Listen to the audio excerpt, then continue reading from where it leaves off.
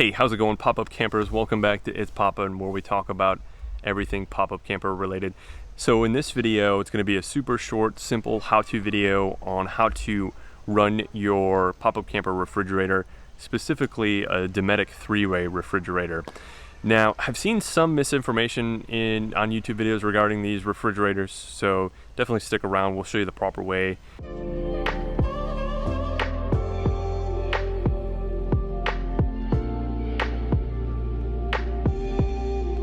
Alright, so as the name kind of suggests, a 3-way refrigerator has 3 ways to cool it down. The first way, and probably the most commonly utilized way, is running off your 110, 120 volt, your shore power essentially.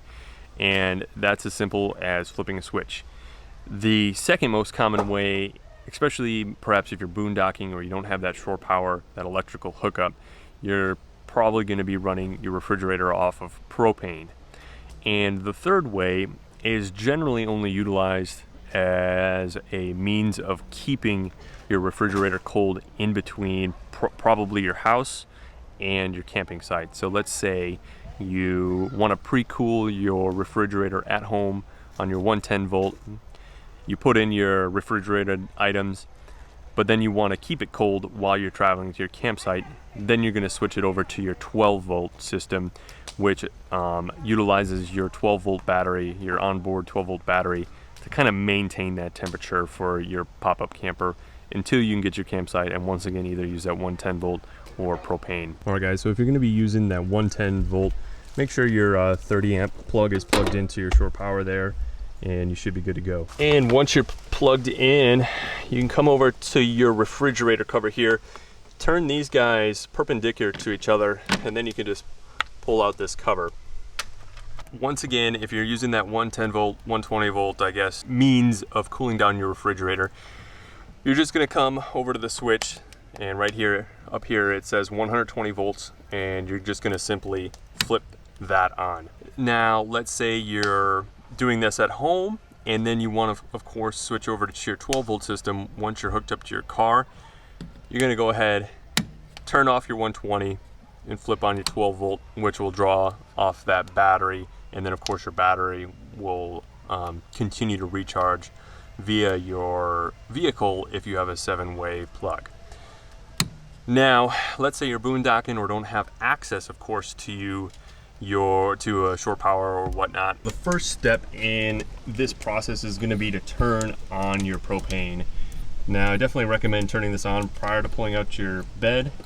But if it's not on, screw it or unscrew it rather counterclockwise, and that should open it up.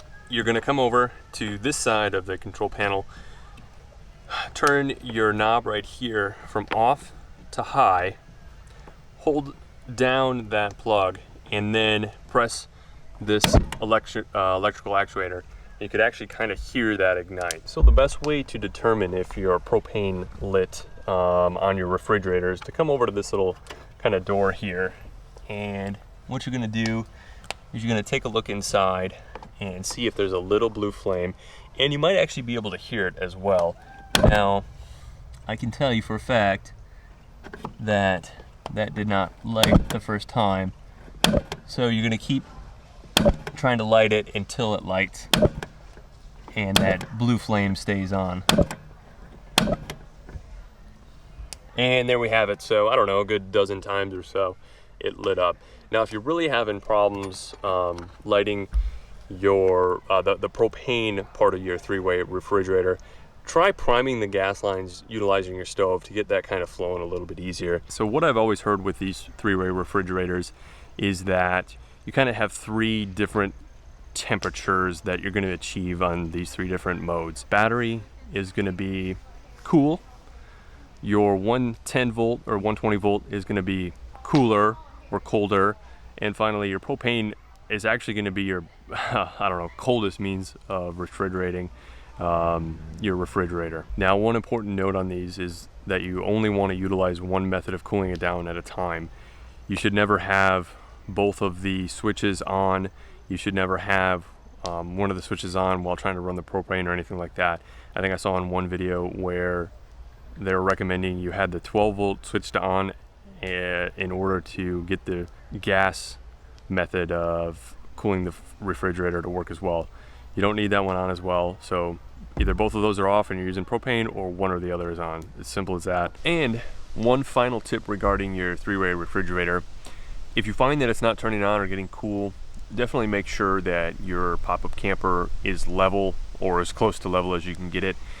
It's my understanding that there is essentially a safety feature built into those three-way refrigerators that if it's too far off level, it will not turn on, and that has to do with the propane system needing to be level. So that's it as far as getting your pop-up camper refrigerator to work, at least one of these three-way Dometics that are commonly in a lot of pop-up campers.